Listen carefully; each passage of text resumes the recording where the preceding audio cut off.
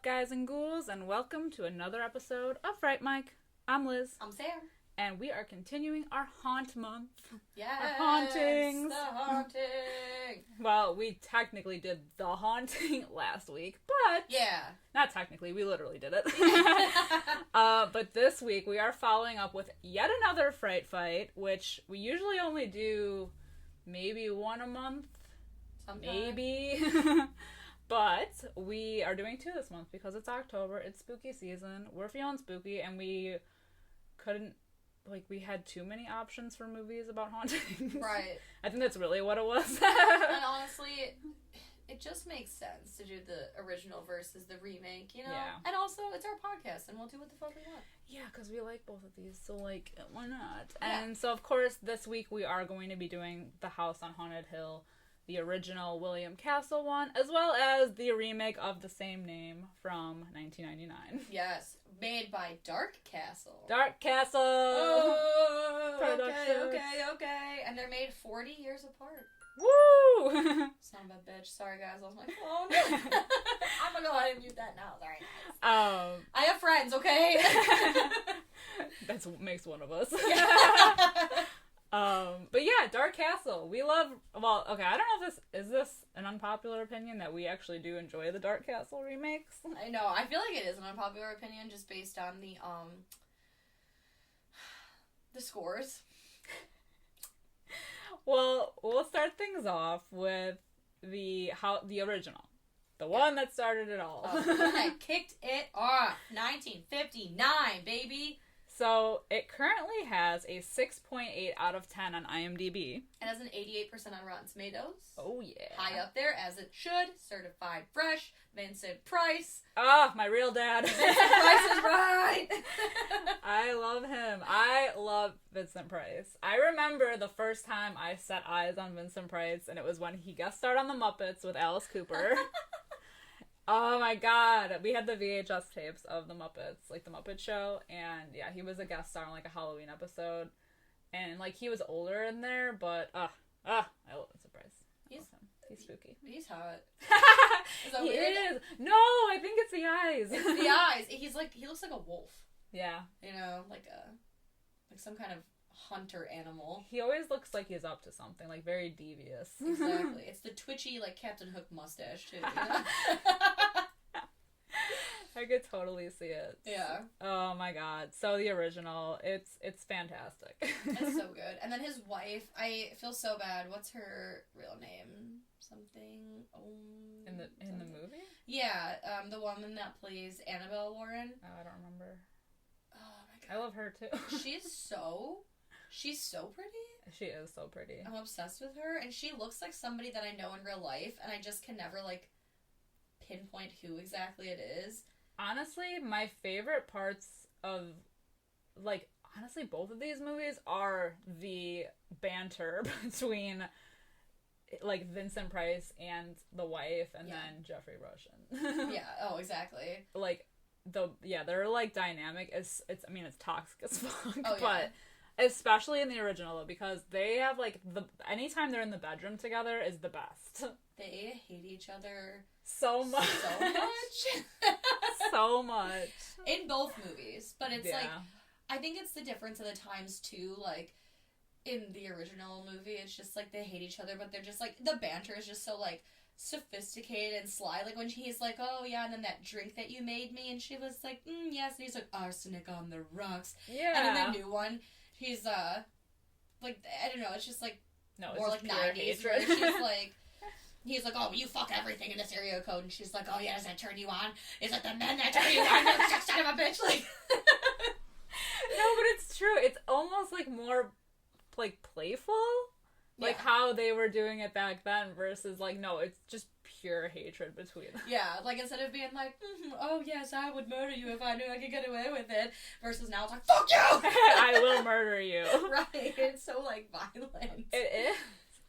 But I like it though. I do too. Because I really enjoy it. It's so weird. I guess we can get to it when we talk about the remake, because I feel there is a hint, a very sliver of love still there. I think love and hate That's why they always say, like, the opposite of love isn't hate. The opposite of love, like, love is indifference. Yeah. Because love and hate both are so, like, passionate. Yeah. Like, you know, there are some days where I really love Luke. And there are some days where I'm like, but at the end of the day, I still love him. So it's like, and you're still there. And yeah, exactly. So love and hate, I mean, interchangeable in my opinion.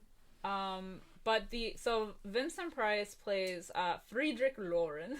Frederick Lauren. So classy. And he's a millionaire. And he basically, like, rents the Hill House to throw a party for his wife, who has, like, a sick sense of humor, which we love her. Yes, we do love this for her. And he basically reaches out to, like, some random people who he offers to pay $10,000 to stay in Hill House overnight. Whoever wins or survives gets the $10,000. Which, I mean, honestly, I can't even blame anyone for going. So first and foremost, none of these people are friends of the wife. They're all people that have been chosen at random. In this movie, he chooses them, right? Yeah. In the remake, I know he doesn't. Well, yeah, it's different in both. In the original, she says that she doesn't want to even go to the party because she assumed that he would be inviting, like, their friends, and he's like, we don't have any friends.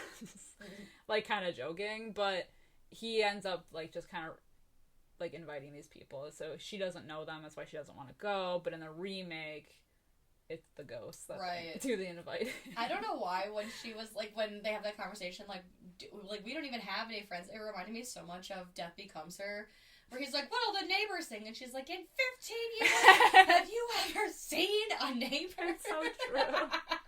It's so true.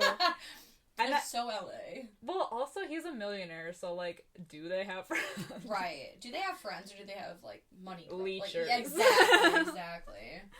I love also that they, you know, because, like, the beginning is so, like, crazy because they have, like, the little heads that pop up.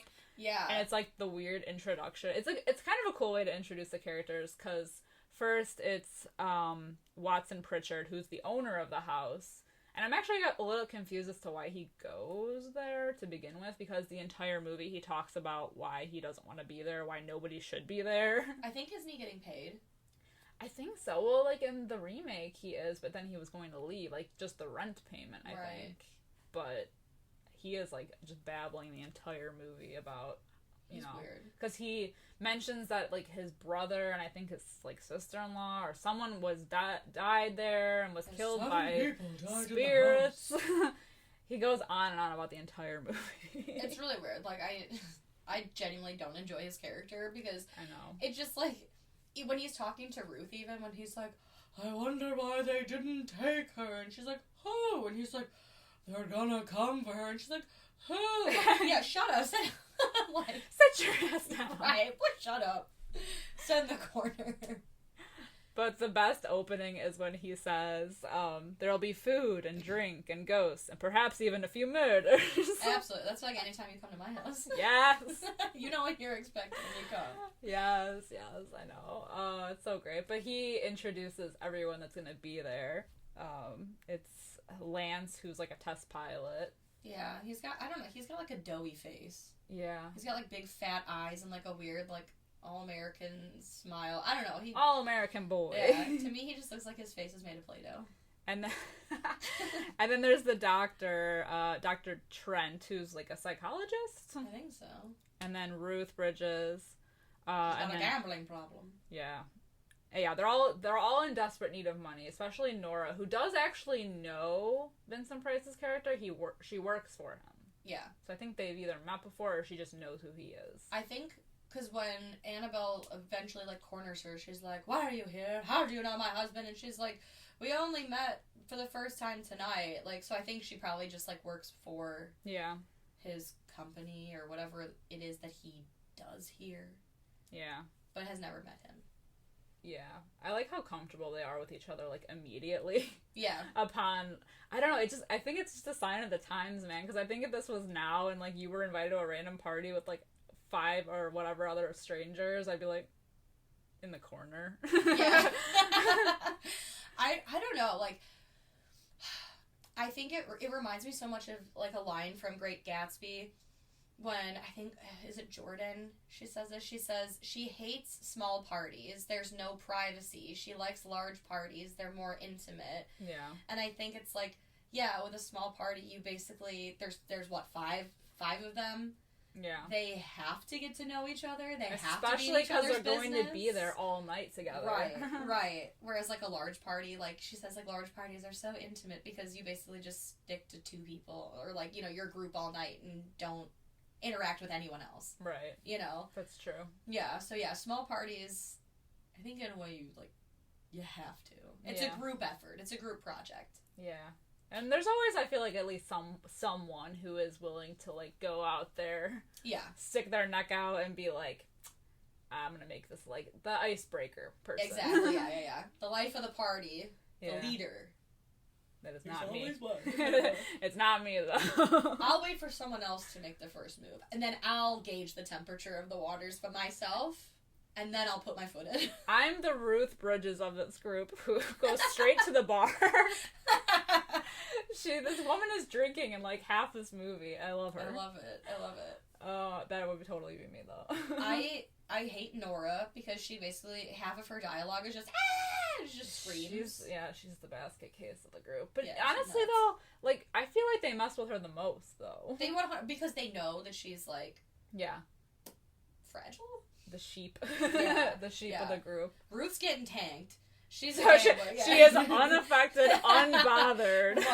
Right. And also, I think because she has a gambling problem, you assume, like, gamblers, like, okay, she has a gambling problem, so maybe she's not the best at it, but, like, gamblers also have, like, that mind where they think of all these possible outcome kind of things. Like, so she's not too dumb. smart for her own good. Right. So the only one is Nora, this, like, weak little lamb. Yeah, because they really do mess with her the most. Like, I don't know, it's a lot. Yeah. But then we get to meet Annabelle, who is Frederick's wife, and they hate each other. Yes. They hate each other. It's clear that she is his 4th wife, and it's definitely clear that she married him for his money. Yeah, they don't... Which he knows. She's not shy about it. But all of his other wives either died or went missing. Super weird. So she's, like, basically joking with him in their bedroom about, like, her being the next one, basically, and her, like, him joking about, not really maybe even joking, that she's attempted to kill him before. Yeah. To get all his money. It seems like they've both had a good go at each other, like... Yeah. Definitely some marital, like... I don't even know what the word I'm thinking for. Like, they're fucking going at each other, because he shakes up a champagne bottle and points it at her because he's hoping that the cork will explode, and then they talk about how she, like, was poisoning him, and she's like, yep, something that you ate, the doctor said, and, you know, he's like, you'd kill me if you knew you could get away with it, and she's basically like, oh, yeah. Yeah, absolutely. And he goes... If I give you $1 million, would you leave? And she's like, no, I want it all. I deserve it all. Queen. I know. Living QIL. Queen, icon, legend. I love them both so much. I know. And honestly, you said you're Ruth. I feel like I'm her. Like, I'm not fucking Oh, you're having a party? Great. I'm not going.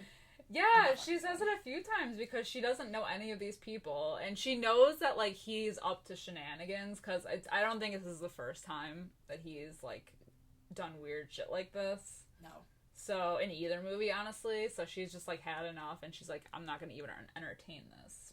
People with money do weird shit for fun, so I don't blame her there. I know. I think we talked about that before. It's always, like, the millionaires who are, like, out there having orgies or something. Yeah, exactly. I feel like we talked about that. That would make sense on, like, a Would You Rather episode. I think so. Mm-hmm. Yeah, that was. I think that was it. Yeah, because if you got a shit on a go for it. They got a weird kink. It's weird.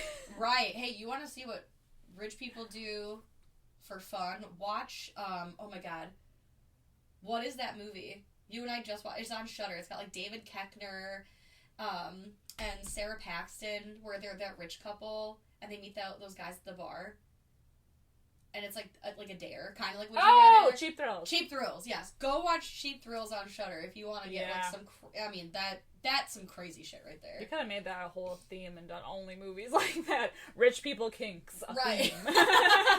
Rich people doing shit for fun. Rich people do the darndest things. Honestly. Yeah. Well, so the whole movie, so Pritchard is there, and he is, like, the worst character in this movie. But he's basically, like, kind of trying to, like, scare everybody off into leaving immediately, because he says that, like, 7 people have died in the house. 4 of them were men, 3 of them were women, and what a coincidence. That's what is here presently in the house for tonight. So they're all gonna die. They're all gonna be stuck in the house forever, like the other ghosts, and blah blah blah. And just, yeah. But he's like goes on the entire movie. Right. Every time we see him, he doesn't. I don't think he has like normal lines in this movie. I think he's just babbling the entire time. He says crazy shit, and then he stares off like this. And I know you guys can't see me because this is the podcast, but like, just picture the face you'd make if someone was going. You're painting a clear picture here. Well, then they take the tour of the house, which is so interesting because they. Oh, well, like, right when they walk into the house, the chandelier falls. Yeah, it almost kills Nora. Yeah. Yeah, and I think because it's Lance who, like, comes to her aid, and immediately they're, like, a thing. Yeah. You know? They got eyes for each other. Of course. But it doesn't stop him from, like, sassing her and doing that, like, you know, 50s thing of, like, oh, women. Because, like, she's like, I saw a ghost. And he's like, oh, I know. I actually wanted to talk about that, like, when things start happening, because, like, it's the whole, like, women are hysterical thing. Yeah, exactly. She's hysterical. And, she does overkill a lot of the movie, but, like, it's, like, the thing that was always big back then. Right. The women are hysterical. They can't handle anything. Exactly. Prescribe them horse tranquilizers. Yeah, I'm like, what do they give them? Quaaludes? I don't know. I don't know. 10 cc's of a tampon and a baby. I don't know. Wait, doesn't the doctor, he offers to give her a sedative at one point? I think so. He's like, I got a sedative. You just carry those around. Ma'am, would you like some LSD? No, what? Wait. I mean. Really? Okay. I wonder, like, is that just a movie thing, or did doctors... I mean, I feel like... They invented... I mean... Like, when they... You know how they always carry, like, the doctor bag around, and they're, like, always in the movies? It's, like, a thing. I think they did, because didn't they invent, like... Wasn't it, like, fucking Cheerios or Wheat Thins? Or, I don't know, they invented some sort of cracker to prevent people from having sex back in the day. I don't know, it was, like, something weird. I'm getting my Kellogg's. But even... Was it Kellogg's? But even in the late 50s, early 60s... I don't know, it's just kind of weird. People were weird back then. When did MK Ultra happen? Because I think that's when, right around like MK Ultra was when they invented LSD. Some dude invented LSD, and then they were trying to mind control people with drugs. I swear to God, I'm not making this up. Somebody fact check. It was history. It was American history. She's being hysterical. I believe you. They're probably doing it now. Right? Honestly, they're definitely doing it. They're listening on our phones. There's something the government is listening to our podcast. If we don't show up next week, you know why. Exactly. But we'll be here. It's fine. Right? We'll be... Yeah, no, it's fine. If not them, it's the Illuminati. Right. If we get taken out, I bequeath all of my things to my cat. Let that be known. Aww. Oh, I love him. My favorite part of the tour is the basement. Oh my God, with the giant vat of acid. And I like that they're like... Speaking of drugs. It seems as if no one has lived in this house for some time. Yeah. Who put the acid... Doesn't acid go bad? How do you does it go bad? That? I don't know. Right, yeah, how does it get there? Because he said the owner of the house was using it to make wine... But that didn't work, so then he put acid in there for some unknown reason and shoved his wife in there. But that was like the original owner / builder of the house, from what I remember Pritchard saying in his craziness. So yeah, and it's just kind of there now. Yeah, no one. That seems like toxic. Like that's a hazard. Yeah. Oh, for sure. That's a hazard. So I don't know. Interesting. It's just very weird, but they pointed out early in the movie because it does have some value later on in the movie. Yeah, they also make mention, they said, oh yeah, when he pushed her in, all that was left of her was a skeleton that came floating to the top. Yeah. So that'll... Which he then demonstrates by throwing, like, a rat in. Yes!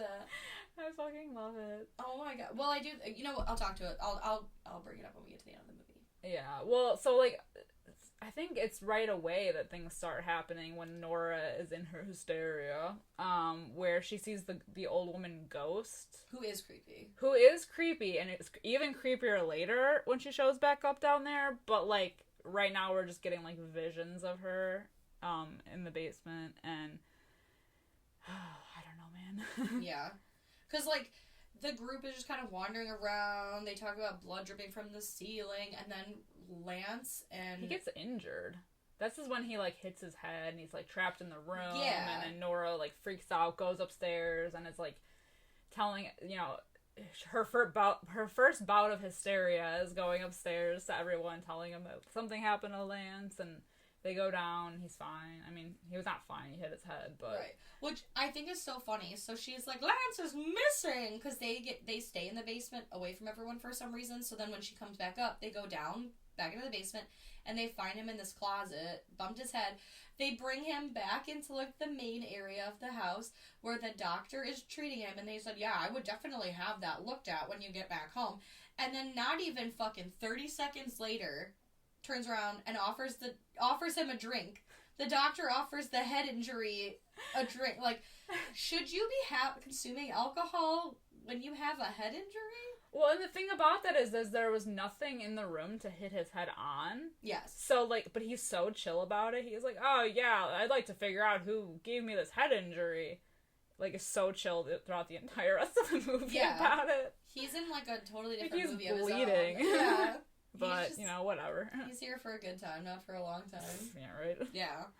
So then, back to the basement, Nora and Lance, they're knocking on the wall, because they're like, there's gotta be something. Trap door. And there's like a, you know, at one point they're knocking on the wall, it's like a hollow sound, and he just decides to take measurements by walking, and he's like, 12 feet, eh? And then effective. Right. And then he's like, only 6 feet. I'm gonna knock on that wall, and you knock on this wall. And so she's like, yes, I know, I could do it. And then we get the good ghost jump scare. Oh my god. It's still creepy looking, especially, I think it's creepy. Watch this movie in black and white. I have not seen it in color. Don't do it. Okay, so you heard it here. Do not watch it in color. Watch it in black and white, because it is so creepy. Yeah. In black and white. It's this, like, I mean, apparently it's a woman. Could have fooled me. But it's this, like, old, creepy woman. She looks well past... She looks expired. Yeah. She's corpsey, for old. sure. And she's got her, like, hands up like claws, and she's like, showing her teeth. And... yeah, and her eyes are all, like, milky. And she literally, like floats away. It's creepy, though. Like, for it being the, like, late 50s when this movie came out, I mean, I think it's still kind of creepy. 100%. Like, if I saw her now, I'd be creeped out. If I saw her anywhere in my daily life, I would be like, oh my god, fucking call a priest. Broad daylight, walking down the street. Right. Oh my god. I think I have seen this woman, though, walking the trail in the morning. Yeah. You know how seniors like to be pumping their iron. Anyway. But then Annabelle finally comes down, and she's, like, questioning, like, she questions Nora and Lance about, like, why they're here. Like, she's almost, like, suspicious and, like, trying to figure out why Frederick is doing this. Right. So, this was what we were talking about earlier, because before she runs upstairs, Lance comes, because, you know, of course, like, Nora's losing her shit, and she's like, there was a ghost! And he's like, oh, I didn't see it, and I was right here. And she's like, no, you were, like, it reminds me so much of Johnny Depp and Sleepy Hollow. And they're like, yeah, no, we told you. He's like, no, you do not know because you were not there. Like, exactly. She was like, well, no, like, he was in the other room. So, like, no, he wasn't there. So he's like, oh, you women, you silly goose. So she's upset. Give her the sedative. Right, yeah, so, like you said, Annabelle questions first Nora about why she's there. And she was like, you better get out or they'll get you, and I hope you never find out. And then she talks to Lance, same shit, you know, like, trying to find out the motives of her husband. She must, like, really think that something is going on, because she, like, off the bat says, like, we're all in danger here. Right. We need to leave right now. And I think it's probably to set up this like ghost gag that she's gonna put on later. Yeah. Because it also goes with she's the laying it story on of the house. thick. Right. So she's like, oh, you better get out of here. You know, kind of like the guy guarding the front door of a haunted house. Yeah. Don't go in there. All right, have fun. No pictures or video. like crazy. Is it Crazy Ralph at the beginning of all the Friday the 13th movies? Crazy Ralph. You're all gonna die. Well, and after this, and I do just like the warning that she gives Annabelle. It reminds me so much of like Whoopi Goldberg and Ghost. Like, girl, you in danger. But yeah, I think like isn't it after this like Annabelle? No, not Annabelle. Nora finds like that head in her suitcase and screams some more. See, they're fucking with her. Yeah. You know, like she's getting the most of it. And I think they pick up on that early on because, like, immediately she's the one that's, like, targeted, you know? Right. And then I think downstairs, they all, like... Oh, yeah, because they all are supposed to, like, meet downstairs at midnight, right? Yeah. And, because they only have until midnight, and, like, if they want to leave. And other than that, the caretakers leave, and they don't come back. It's kind of like The Haunting. Right. So, before... anyone can, like, make a decision. So we find out, like, even before this, I'm so sorry. So, like, after Nora finds the head, she gets, like, cornered by some man who says, like, get out of here before he kills you. And then when they all go downstairs, the creepy old ghost from the basement and the guy who says he's gonna kill you, you find out they're just the caretakers. Yeah. So, like, are they in on it or not? Because they were also, like, clearly only scaring Nora. And it does make you wonder, because you don't really get an answer. Right. I mean, they do leave earlier than they're supposed to. Yeah. So, it makes me think that they were. I think, yeah. Like, she was paying them off, maybe. For sure. Because they do leave earlier. It's creepy when they're standing in the doorway, too, after, like, they give the party gifts of the guns and the coffin. Yes, which I love. I love that, too. I love. I'm just saying wedding favors idea. You know. Give everybody a handgun. No. I like it. But they do end up leaving way before, like, they're supposed to, so they're all stuck there all night anyway. Until, what, 8 a.m.? Yeah. Yeah, because it's like, we've got 8 hours. And then from here, everyone just, like, kind of, like, splits up. Everyone's a little suspicious of each other. This movie is mostly, like, people talking individually in different rooms. Right. Now, like, after a while, Lance, he also finds a head. Yeah, in the closet. Yeah, and he's, like, running around, he's looking for Nora, and then he runs into Pritchett, and Pritchett's basically like, she's gone, man, they took her, she's gone! She's not gone. She's fine. It's the ravings of a madman. Right. And then, right after this, they find Nora. Nope. Annabelle. I don't know why I keep doing that. Her body's, like, hanging. And, like, at first, like, all we see is, like, her dangling feet. Yeah. So and we don't know who it is, really, until they bring her to the bed. Exactly. And, like, at first, when Frederick walks in and sees the scene, he's like, suicide. But the doctor's like, she was murdered. Murder most all. Yeah. I don't even know if the doctor says that, but they end up coming to this conclusion that, like, she was murdered. Yeah, well, there was nothing for her to stand on. Oh, yes. I think it's Frederick that's the one who says that. But they all think that because they don't know who Annabelle is, and Frederick obviously does, that he has a motive for murder. Right. So they almost suspect him. And in the beginning, Annabelle goes to Lance and is like, you know, my husband has definitely, like, basically she says, has definitely tried to kill me before, and she wouldn't be surprised if he tries again. He has these missing wives that mysteriously died or whatever, so... Yeah. It's the cry for help. Exactly. But it's all part of the game. It's fine. Right. So, all of this, we're most medium suspecting everyone in this movie at this point. Only one of them really has a motive. They decide the best way to figure out who the murderer is for everyone to stay in their rooms. Which they don't. Which they all don't. It's like Scooby-Doo. We're like... Yeah. One door open, the other door closed. Everyone's, like, in the hall half the movie. Yeah, and then I'm so confused because at, like, some points it seems like Lance and Nora have, like, a connecting room, and he's trying to, like, keep her under wraps because everyone thinks that she's gone. Well, she actually kind of does get hysterical in a way because she's just like convinced that she thinks that Frederick is killing her or was trying to kill her now. Yeah. Because she keeps getting attacked. Yeah. And then at like one point we figure out that we see Annabelle's ghost. Yeah. Quote unquote ghost. I just want to know how she did this. Like literally there's no way. It's floating outside the window, which are barred. And no one can get out of the house. Well, so unless she paid off the caretaker to like leave her window open. Right. Or she like jimmied it somehow, like at an earlier time. But how does she float? And how does the rope move on its own? Exactly. The rope literally, like, slithers in like a snake and coils itself around her feet and then uncoils itself for her to leave. Yeah. So weird. If this happened in real life, I wouldn't even be mad. I'd be like, wow, okay.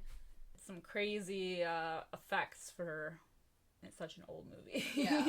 Well, then after this, because she's hysterical, she screams some more, runs out of her room, where she's instantly like, she sees Annabelle's ghost, like, now is suddenly hanging over the stairs again. I just want to know how they're getting her around. Right. And now this time we see, like, a full-on, like, front-facing, like, visual of her hanging, where before it was just her feet.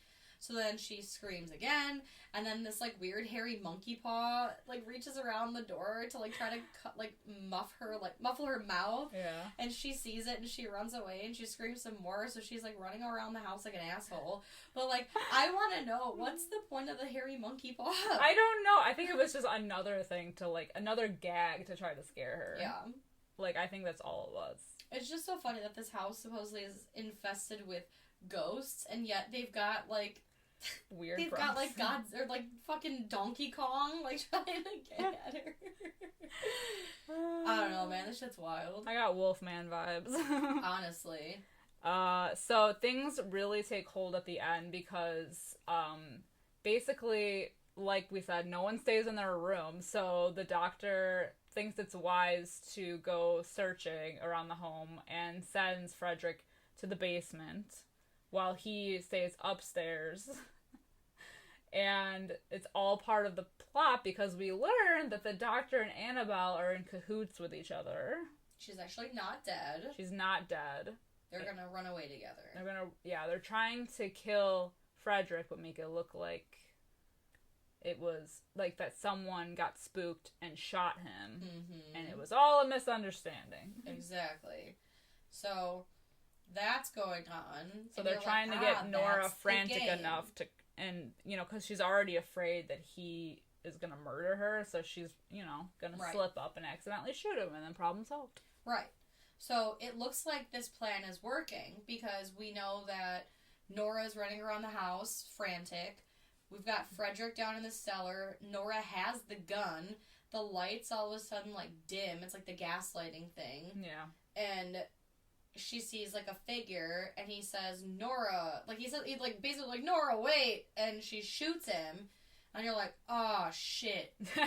It's going down. Right? Holy shit, it worked. And then she screams. So then she runs away again, like an asshole. And, she got her cardio in for this movie, I swear. She sure did. She spends the movie running from room to room. I'm sure her throat was, like, dying. Yeah, from all the screaming. But basically, so, like, the doctor goes downstairs to, like, double check, like, that the deed has been done. Exactly. But when he goes down there, something attacks him. It's the ghosts. And then we hear the splash. Yeah, exactly. And the sizzle. So, oops. He's not getting any money. Yeah. He didn't succeed. And then, of course, Annabelle, she's got to, like, sneak around the house because she's supposed to be dead, and she goes down to the cellar. I want to know where everybody else was. Were they sleeping in their beds while all this commotion was happening? Right. All the screaming. Because I feel like if Ruth Bridges, even in her inebriated state, if she had some consciousness left, that she would hear her walking around the hallway and see her and know that the jig was up. Exactly. That's all I'm saying. But whatever, you know, it's fine. Yeah. We get down to the basement. Annabelle's down there. She's like, hello, Dr. So-and-so. but she doesn't see him, and when she turns, because she hears a commotion, we see a skeleton coming out of the acid, doing a jig, dancing around. I love it. It's so it's sick. a ghost skelly. It's amazing, and it's like walking around and shit. Like, it's just, it's moving so goddamn slow. and she's just like, Nyeh. Right, she's like, She's like slowly backing up. It's like a scary movie too. It's just bones. But I love it. yeah, she like slowly backs away towards the acid. I'm so sorry, I keep dropping my pen. And the skeleton is so strong, it must have really drank its milk in its life, because it pushes her in the acid. into the acid. I love it. And then it is revealed. It's Frederick. All along. He's got like some kind of like pulley contraption to control the skeleton. Yeah. I love that. To like puppeteer it. Yeah.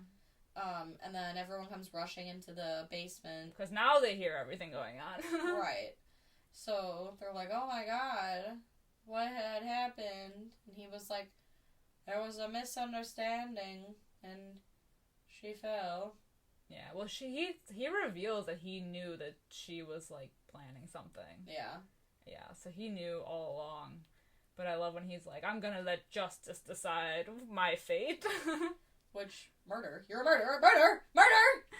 Murder! I mean, was it self-defense, though? Because she was trying to kill him? I mean, he could claim that.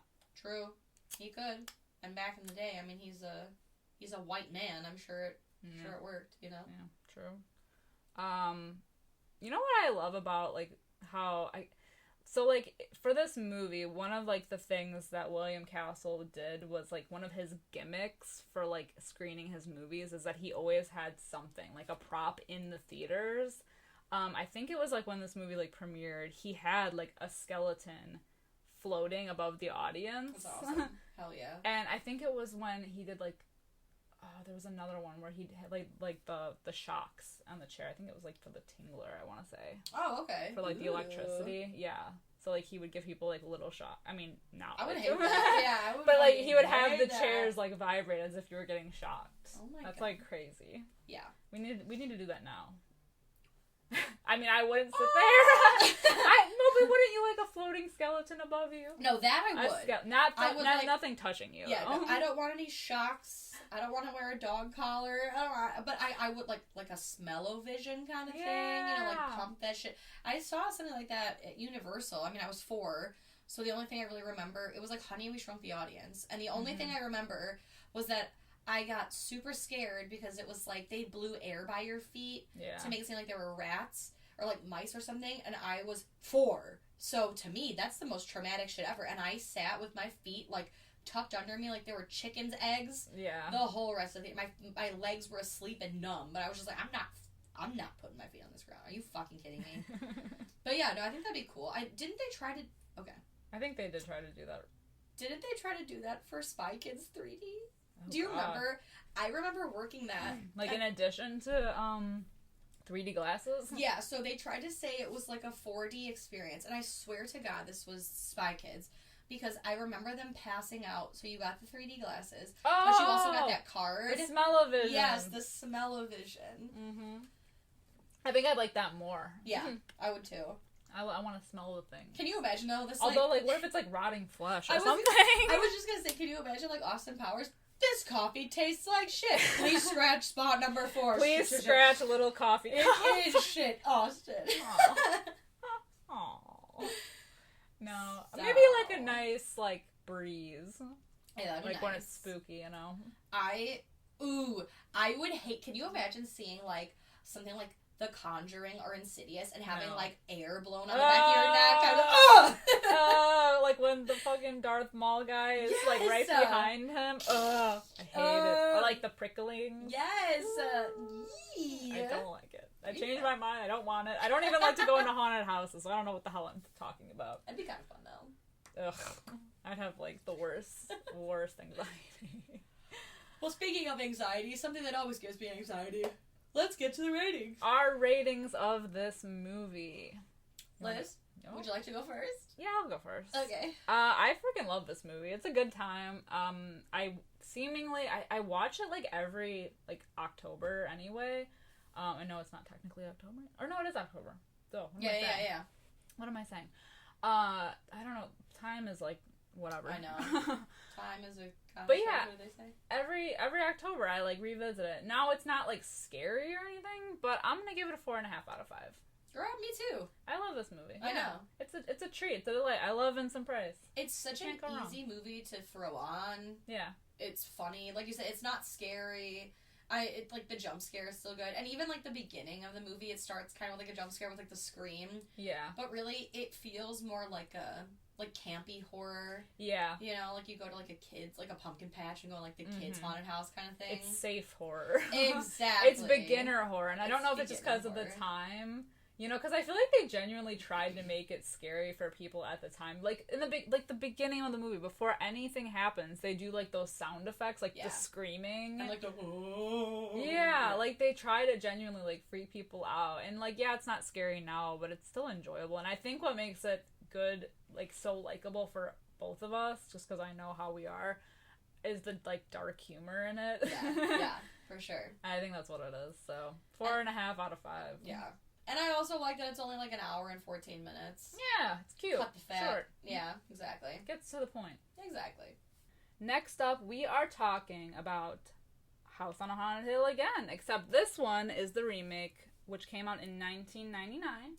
40 years after the original. Woo! Currently has a 5.6 out of 10 on IMDb. 33%. Why did I see that coming? Oh no, I'm sorry, 31%. Even lower. I feel like I saw that coming. The Dark Castle remakes get a bad rap, I feel. Yeah. I think this one and 13 Ghosts were like the first two remakes. I think that's right. Yeah. And both of them, I think, so it's interesting that there's been kind of like a resurgence of 13 Ghosts. I feel like there's been like a renewed interest in it. Yeah. Just like as of recently, the last like couple months, like you and I ordered those like badass shirts, and like I've heard more people talking about it. It got that re-release with like the cool like Blu-ray box on, was it like Shout Factory? Yeah. This one does not have the same love. Yeah, so I think people who enjoy it. Most people don't, and I can see why. Because it is a 90s horror remake. Some of the lines in it are a little weird. Some of the pacing of it's a little weird. But gosh darn it, I love it. It's up our alley, for Yes. sure. We like so bad it's good. Yes. And I think this is a so bad it's good. Not a It so is. bad it's bad. Yeah, exactly. I totally agree with you.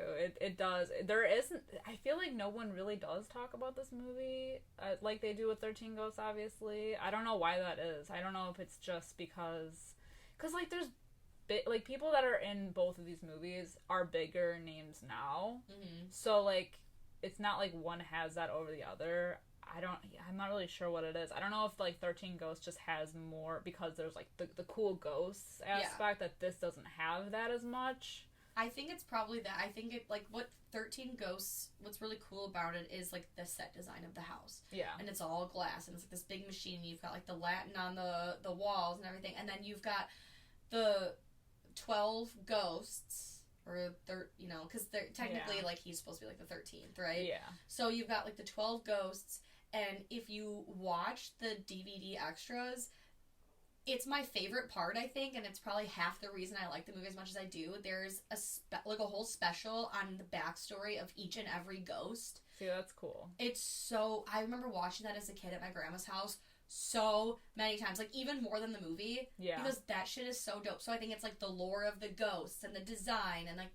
the fucking house itself. Like, yeah, it's a... late 90s, early 2000s horror movie, but goddamn is it so fucking cool. And you've got, like, the badass ghost, where it's, like, with this one, it's like, the outside of the, like, psych ward is a little CGI. You've got the bad guy is that, like, darkness, smoky monster. The smoky guy. Smoky guy. So like there's a little bit less creativity involved. Yeah. And there's no Vincent Price. Right. You know, Jeffrey Rush is dope, and I love his voice. Yeah, I don't mind him. I usually, because I'm very protective of my Vincent, my Vinny. No, like, I think he does a pretty good job. Like, I don't hate him. Like, I like him. And Famke Janssen plays, not Annabelle, Evelyn. Yes, and their last name is Price. Right, and, you know. Little homage, and... Like, I still like them. I still like their banter. Like, I think it's a little overkill. Like, it's not as playful, like we said, as the original, but I still enjoy them. And it's a completely different, like, backstory. Yeah. For the most part. He's like a roller coaster or amusement park mogul. Right. And, basically, like, the movie starts out initially with, like, this whole scene in, like, the 40s or 50s at this, like, sanitarium. It's the Vannacut Sanitarium, where like all the patients are like being mistreated and like experimented on by Dr. Vannacut, who's played by Jeffrey Combs. Woo! Love that. Who apparently they were considering Marilyn Manson to play Dr. Vannacut. That would have been so weird. I know, but in the late 90s he was trying, like, I don't want to say like he was trying to be an actor. I don't think he was trying to be an actor, but he was in like Jawbreaker. Yeah. You know, and like I think Jawbreaker came out in late 90s, somewhere in there. Somewhere. But they use, of course, Marilyn Manson's remake of Sweet Dreams in this movie. Yeah, they do.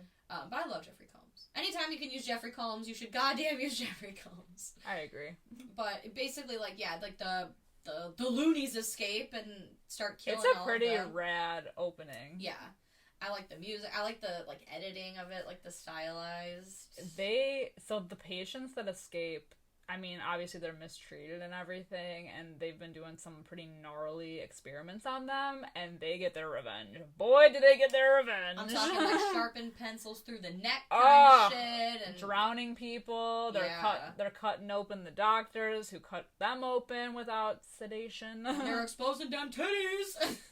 Yeah, there's like definitely raping going on. Yeah, you know there is. It's a lot, and they catch it all on camera. The old timey really camera. But, yeah. Was she still filming the whole time? Well, it was like she was filming, and then they bust in, and it still shows her like, oh, I gotta get this! I gotta get all this before they get me! Right.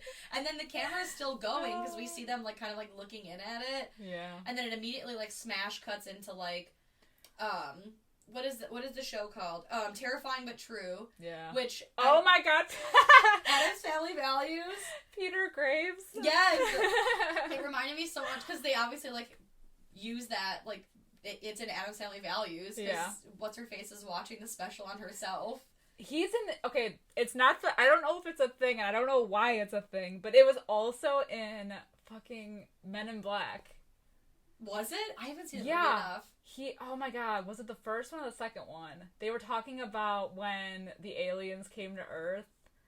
Oh my god, and they met, like, the head girl alien. Okay. I think it's the second one, with the woman. Yeah, I think I haven't seen Men in Black 2.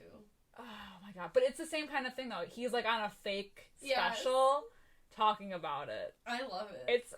Because his voice is so good. I know! Like, it's so good for TV. Like, I don't know if he actually did that or if it's, like, a joke, and I want to look into it more. I know. I always picture him saying the one line for Addams Family Values where he goes, and she's only doing one thing. Murder! It's the fucking lightning. Like, it's so dramatic. I love it, though. Yeah, so it, like, cuts to, like, Famke Janssen, a.k.a. Evelyn Price, taking a nice tub. Rich people bath. Exactly, and she's watching the special on the House on Haunted Hill, the old sanatorium. And she's like, ooh, say less, that's where I want my birthday party. Hell yeah. And she calls her husband, whose name is Stephen Price. And he's, like, I mean, I just love his voice so much. I know. Ugh. But he's at his amusement park talking to Lisa Loeb and Spike from Buffy, who's the camera guy. And he's like, yeah, this is everything that you see is mine. It's like his new roller coaster that came or was just built. Yeah. I was gonna say came to fruition, but I don't know. It's so fucking cool. And I think they used the Incredible Hulk ride from Universal, which I've never been on. I have. Okay. So I recognize the, like, It's also kind of similar to the Rock and Roller Coaster in Disney, where, like, it launches you. Okay. Like, you're just, like, at the station, and it, like, throws you in. I love that shit. Yeah, really, like, ugh. I know. But, yeah, like, he's debuting this new roller coaster, and so he's, like, bringing them up to try it out. It's the coolest fucking thing ever, because the elevator that brings them up is part of the ride, and he doesn't say that, so it's seemingly like the elevator is, like, breaking, and it's dropping them, but it's actually part of the ride, and oh my god, it's so fucking cool. It's so dope. Yeah, and he, like, the whole reason they even take this elevator is because he's like, have you ever been on a roller coaster that starts at the top? 20 stories of top. So yeah, that's why they have to get, like, on this elevator, because they're going to the top. But yeah, it's so dope. I want to ride that ride so bad. Same. Even the Incredible Hulk, even the actual roller coaster. Sign me up. I love roller coasters. He goes all out. Like, it looks like the track is about to break, and then he's got, like, the fake dummies that, like, lose limbs that are, like, flying off the ride. He goes all out to make it scary for people, like, genuinely terrifying. It's so dope. I love it. That's all you could ask for. Right. If you own an amusement park, to make it genuinely, like... Genuinely terrifying. Oh my god, they should make, like, I mean, this might already exist, but, like, a horror-themed amusement park with, like... Like Scooby-Doo! Yeah! Like the live-action, yeah. Spooky Island? Yeah. Scary Island? Spooky Island? I want that. I want that to exist so bad, and I want Mr. Bean to run it, like he does in Scooby-Doo. It can only be Mr. Bean. Yes! I will have no other. I wish that place existed so bad. I would crawl out of my skin to get there. Like, I would just levitate my body. Same. But, like, something that would be cool, like the Frankenstein roller coaster, and all themed, and making it look like, like the part where you wait in the ride to get up, and it looks like the lab. Oh, yes, that would be sick. Flashing lights for electricity. I'm just saying, like, right. I don't know if anyone listening, like, makes roller coasters or anything. If you do, call me. Any bored rich people out there looking to make even more money, you can have all of mine. Patent pending on all of this shit. Right. Yeah, wait a minute. Why are we having someone else do this? Wait a minute. I'll be a consultant. I don't know anything about math. No, yeah, it's like a angle and vector situation. Don't ask. I don't know. If it involves the Pythagorean theorem, I'm your man. I'm fucking dead. Otherwise, yeah. I got the concept. I'm the ideas guy. Yeah. You know? Come to me for the ideas. Right. That's all I'm good for. So, this basically, like, while this is going on, he's on the phone with Evelyn, and she was like, make my birthday party happen, bozo! I'll send you the list, the guest list. It's on your desk. And it immediately cuts to him shredding it. He's like, yeah, fuck your guest list. He literally, like, basically says that. Yeah. So he This is what I think of your list. Right, he basically is like jerking off on it, but, like, he shreds it, and he's like, I'll make my own guest list. And he types it, and we don't really see the names because irrelevant. They never get invited anyway. And he leaves his office for the day. And we got, like, Marilyn Manson's Sweet Dreams playing. And then it shows some... very atmospheric. And then this, like, random ghost, like, ghosty person hacks onto the computer and starts typing. Like, I love that the ghost types the names of these people. Like, why doesn't the ghost just, like... call them. Yeah, like tell them to come. I don't know. Like steal the mail. Yeah. Seems a lot easier. Intercept the mail. Right. So we see very much kind of like the original. We've got a procession of cars. In the original, they all were coming in like hearses, funeral cars. This one, it's a like processional? Yeah. Of stretch limos led by a hearse. A hearse. Was not in the budget. Right. They needed them that day.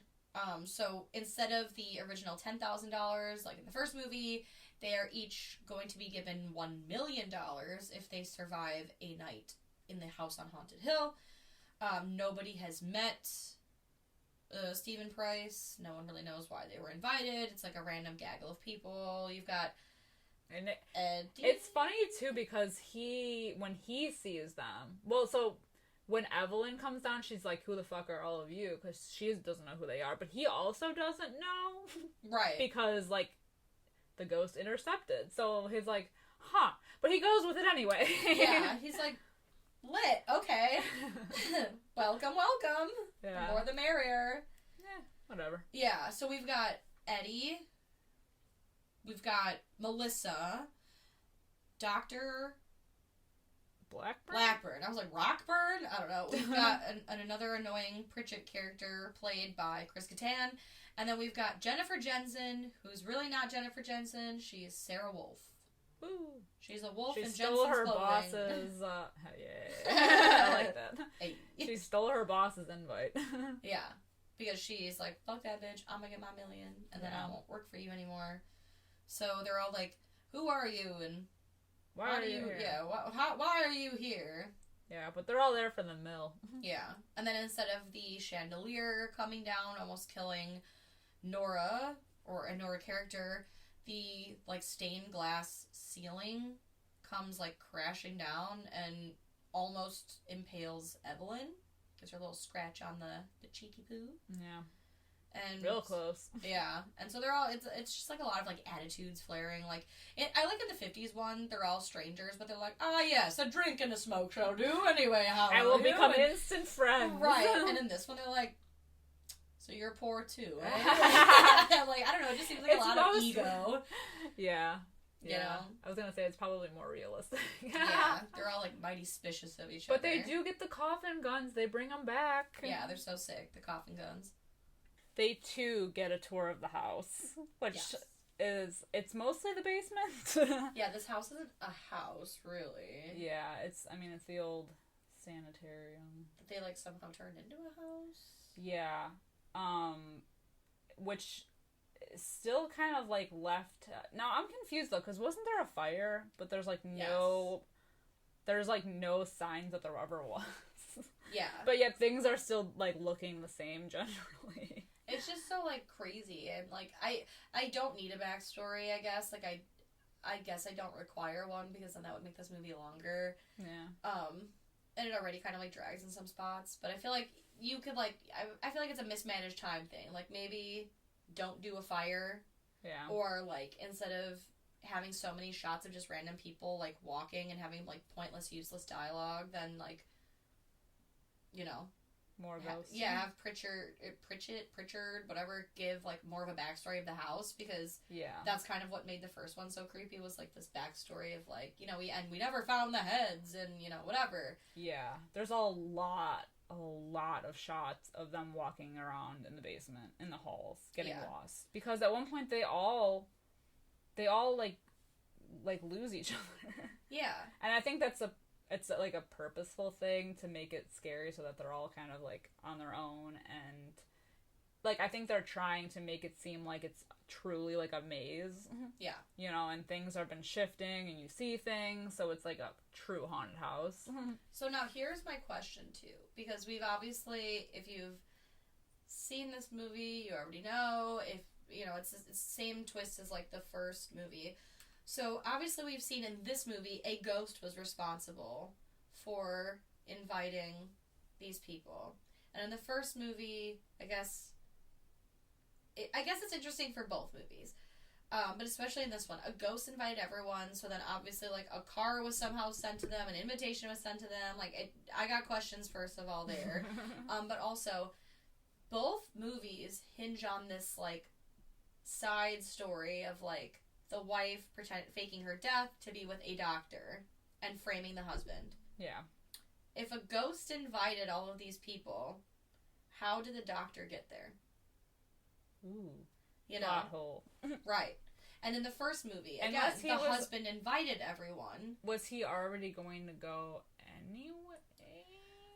I don't know. Like, maybe she told him ahead of time. Right. To, like, hey, be there. Yeah. You know? But we do see him in a car. Yeah. So, like, obviously a car was sent for him. Yeah.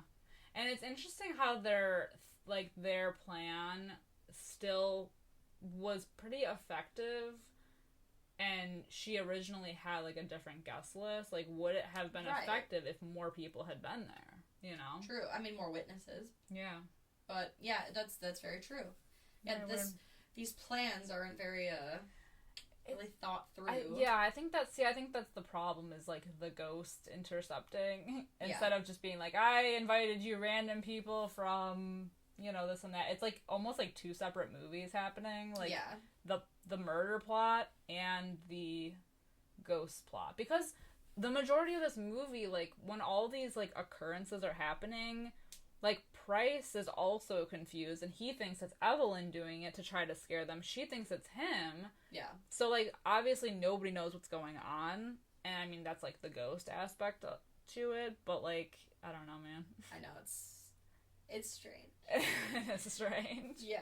So, of course, like, they all think, like, Evelyn and Steven are, like, at each other's throats. They think, like, each one of them is responsible for this guest list, so they, like, you know, have a word in private upstairs, and then we get, like, the bedroom, like, the equivalent to, like, the bedroom scene from the first one, where we find out that, like, Evelyn's cheating on Steven with everyone, and, I don't know, she thinks he's gay for whatever reason, and, they talk about how, like, they tried, like, at least she's tried to kill him a few times, you know, he mentions, like, Jim Jones Kool-Aid, and, you know, all this, like, shit, and she's like, you're fucking disgusting, and, you know, like, they just, like, really fucking hate each other. It's really vile. Yeah.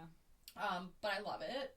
In this instance alone. I mean, not in real life, like, but, you know. I would not want to be in this relationship, Absolutely but I enjoy watching it unfold. Right. I'm here for the drama, the tea, you know? The dark humor. Right. So she's like, I'm gonna take a bath and rinse where you touched me with scalding hot water. So then he goes back down to the party, and he's like, yeah, I didn't invite any of you people, so, like, who the fuck are you? Yeah. You know? But then we find out that they're each gonna get $1 million if they stay the night, and, it, you know, it's a lot of the same shtick as the first. The and previous complete movie. with Pritchett being, like, completely, like... Yeah. Not wanting to be there. He's just collecting his rent check. And he's very adamant. He wants the check. He wants the money, and, you know, Steven's like, alright, yeah. But before I do. Yeah, just give me the money. Oh, okay. But before I do. Because he can't escape, because then the house, like, locks up, which is, I guess, part of its design is to, in case of emergencies, like a breakout, then nobody can get out. So Exactly. they have until dawn to stay there. Right. Similar to the first, the original. Exactly. So there's no caretakers, it's just like a mechanism of the house. But they spend the majority of the movie trying to find a different way out. Yeah. I feel like I would have stayed at the bar the whole time, because that's where it's safe. Right. Like, if you get drunk and pass out, what's gonna happen to you? You're gonna get a good night rest, and then, like, you'll have a hangover the next day. Well, because, like, yeah, I mean, so Sarah and Eddie, especially, they just keep going to the basement, and that's where all the trouble is. And for the most part, like, Pritchett and Evelyn stayed by the bar, and they were fine. Right, nothing happened. So it's when you go sneaking off trying to find the way out is when you're, like, you know... Right. In the most trouble. And then the character of Melissa, she is just hoping to, like, catch some ghost activity on her camcorder. She wants to be, like, a TV anchor woman. Yeah, so she's just, like, doing her own damn thing. Which is what gets her killed first. Yeah, she's the first to die, while everyone else is perusing the halls of the basement. Meanwhile, we've got this, like, weird side story where Steven has this, like, guy who's, like, there to, you know, set monitor up some, like, everything. Right, like, monitor and, like, maybe pull a few, like, harmless pranks, because he's, like, you know, the spooky king or whatever. Yeah. And he also gets his, like, whole face eaten off. He's just, like, teeth. How did that happen? I don't know. I just wonder, like, that, and also, like, what were the pranks he was gonna do? Because... I don't know. It's like I'm curious, you know? He's like a master at this. I would have liked to see more of that. I'm right there with you. They spend too much time shooting people walking through halls, having bullshit conversations. Like, this whole, like, Sarah, Wolf, something Jansen, Jennifer Jensen or whatever, that whole, like, storyline... unnecessary. It literally does absolutely nothing for the plot. None of them. At all. Their whole thing. We could have just gone with their random people, and they don't know how they got there, who these people are, and whatever. The fact that we get, like, the backstory, I think, yeah, you're right, it was, like, such a waste of time. Yeah, because all of that, like, you know, they're walking in the basement, and, like, obviously Eddie and Sarah are kind of like the Nora and Lance of this movie, and, like, you know, there's, like, some attractions, like, they're off together, but then he's like, yeah, you said you're a what? Yeah, no, they would never know how to do that. And, you know, Jerry, you know, like, basically jerry-rigging, like, electricity. Like, no, but who are you? You're not who you say you are. No one cares. This does nothing for the movie at the end of the day. It does nothing for the plot at all except waste time when we could be seeing some, like, spooky traps. Because that was the whole, like, cool thing of the first one was, like, the ghosts and, you know, like, Annabelle's, like ghostly apparition appearing. And... I mean, she went as far as to pretend to hang herself twice. Twice! Goddamn! Like, I mean, come on. And then, so with this, it's like they get separated when they're in the basement, and then, like, there's the random thing with, like, where Sarah thinks she sees Eddie, but it's not really Eddie. It's, like, Eddie, but he's got glowy eyes, and he, like, leads her to this giant random vat of blood. Right, like... Instead of a vat of acid, we've got a vat of blood, and something inside of it tries to pull her in, and then we realize it's not Eddie that's in there, because he's like, what are you doing? And the good old saturation chamber is revealed. The saturation chamber, where he sees, like, visions of, like, Jeffrey Combs. Yeah. And then, of course, like, you get the same side plot of, like, Blackburn and Evelyn being in on it, because... While everyone's, like, dicking around in the basement, we see, like, Evelyn getting, like, electrocuted? Like, electroshock therapy kind of shit? Yeah, she fakes her own death, and it's, like, a fake electrocution, so that everyone thinks she's dead. And, I mean, Steven thinks she's dead, too. And he's actually, like, broken up about it a little bit. Yeah, he is. That's what I'm saying. There's, like, a hint of love. Of course. There. And then they do discover that there was a reason that the ghosts chose them to be there, and that's that they were all descendants of the doctors who ran the facility. The ones that escaped the fire. And the ghosts want their revenge. So stupid. It is stupid. So dumb. I guess it gives them a reason to be there, but I would have just been fine with, like, oh, it's random. Right, totally random people. Ugh. You know, because a traumatic event like that would be enough to, like, have spirits there, and, you know, it's a horror movie, so of course you can have vengeful spirits for no reason. Like, it's a horror movie. Yeah. It's fine. But they think it's Steven who's, like, doing all of this horribleness, so they put him in the saturation chamber and have, like, the doctor look out for him, and then they still continue to find a way out. Right. And...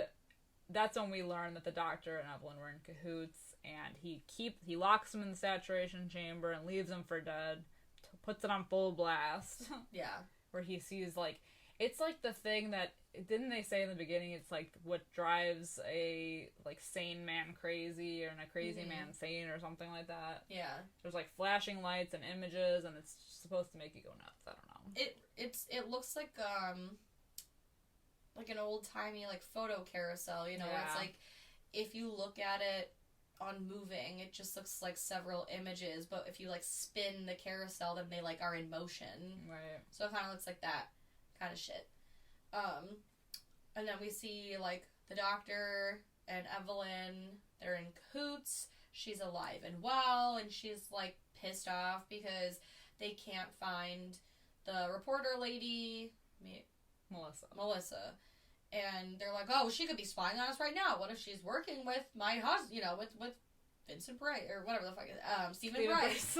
And so, you know, he's like, well, it doesn't matter. Like, we'll still get this shit done. Like, it's gonna be fine. It's gonna work out. And she's like, no, like, we need another body, you know, because there would have been a lot more people to be, like, bear witness with her guest list, but now she's like, no, we need another body. And he's like, well, how are we going to do that? And she stabs him to death.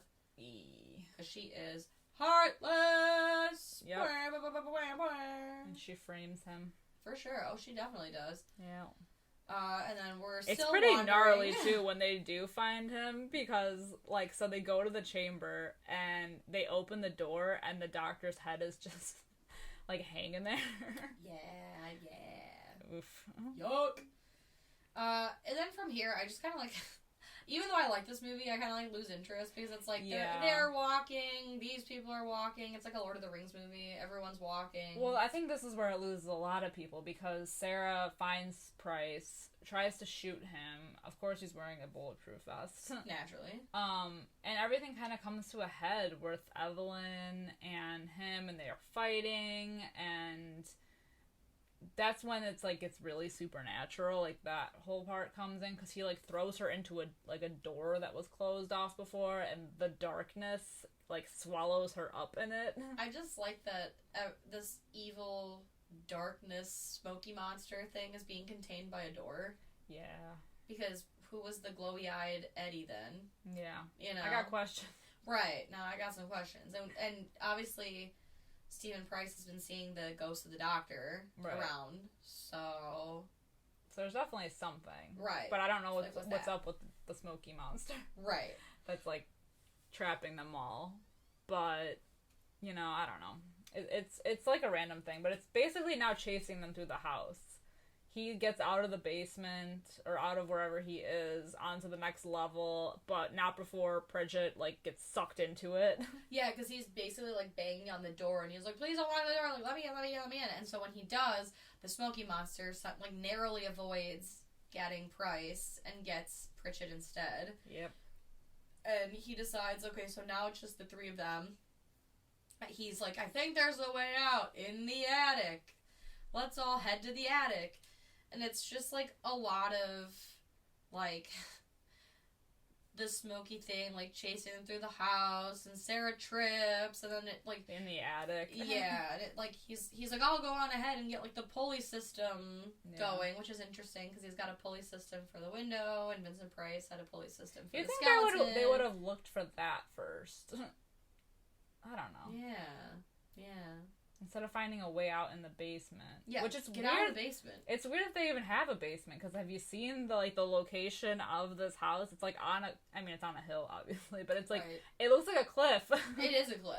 It's fucking cliffside, because at the end, don't they look at, like, the water? Yeah. Yeah, it's a goddamn cliff. Because Sarah and Eddie are the only ones that manage to get out. Price basically sacrifices his life for Sarah to get out, and by the end of it, they're on a ledge outside with no way to get out, but they do have their checks. They do. I think that the ending of this is so dumb, too, because, like, Sarah gets out and Eddie's stuck inside, and it's like, oh, I'm gonna eat you now. And he's like, I had nothing to do with this. I was adopted. And the thing's like, wait, he's right, everybody. Yeah, exactly. Fall back. You mean to tell me these ghosts are so smart that they hacked technology, made a guest list, sent it out, had invitations and cars sent to bring all these people here, and failed to look over that this guy was adopted? The genealogy of him. Are you kidding me right now? But it does make you wonder how they're going to get down from that ledge. I know. Could you imagine surviving all of that, getting basically $250 million, right? Because it's $50 million? No, I'm sorry. No, I think it's $1 million each. So $5 million. So then $2.5 million. Can you imagine being the lucky recipient of $2.5 million just to never use it? Because you'll have to die. Well, yeah, because it just pans out and they're laughing about it, but I would not be laughing. Right. I'd be trying to figure out how to surf that guy's body down. How do I use him as a human parachute? Right, because then I'd win all $5 million. Exactly. You know? Exactly. Yeah. I try to figure out how to, like, use him as, like, a squirrel gliding, like the squirrel suit. Like Austin Powers. Yeah. Oh my god. Body shield. Yeah. Alright. At the end of the day, Sam, what would you rate this movie? I love this movie, but I know it has its faults, but I can't help it. I'm gonna give it... I'm gonna give it a 3.5 out of 5. I'm so sorry. No, 3 out of 5. 3 out of 5. I changed my mind. 3 out of 5. Oh, shit. 3 out of 5. I'm so sorry. Mom, if you're listening, I'm sorry. Yeah, 3 out of 5. I'm gonna be even more sorry because I was gonna give it a 4 out of 5. Hey, yes! I do fucking love this movie. I fucking loved Stephen Price, man. I know. He's now Vincent Price, but I do love his character. I will take it. It's bad. Like, no one likes this movie. I know, it's sad. Oh. No, you know what? Screw that. 3.5 was my original rating. Yeah, I'm giving it a 3.5 out of 5. Don't apologize. Yeah, I won't be an apologist for this movie. I love it, and if you don't like it, you could Kiss my ass. Alright, guys. We've stayed overnight. We've survived. We've got our millions. Yeah. We survived the ghosts and floating skeletons. Let us know what you think of both House on Haunted Hill movies. Are you a fan of the original or the remake? Do you agree with us? Please agree with us. You don't have to agree with us. A little bit. But, you know, it would be nice if you agreed, because I want to find more people that like the remake. You know? Yeah. It'd be interesting. You can let us know. Leave us a comment on Instagram or Twitter or Facebook at Fright Mic Podcast. If you are looking for extra spooky content, we are on Patreon. We mostly cover new movies that are coming out, and there are a boatload of new ones this month. So go over and check that out. We also talk about random topics. If you're Hell curious yeah. about things like, I don't know, how we would rank Friday the 13th movies or other stupid shit like that. What we think about sequels in the franchise. Yes. Also, I keep forgetting, we have a new Facebook group. Ah, Also, yes. The Fright Club. You can be a part of the Fright Club for the low price of free. Absolutely. Not even free 99. I don't want your 99 cents. Keep it. It's all free. But what we do want are your memes. Yes. Like random topics. We like to go over there and discuss random shit. Get some horror humor in there. It's mostly just to hang out. Yeah. So hit it up. It's the Fright Club of Fright Mic.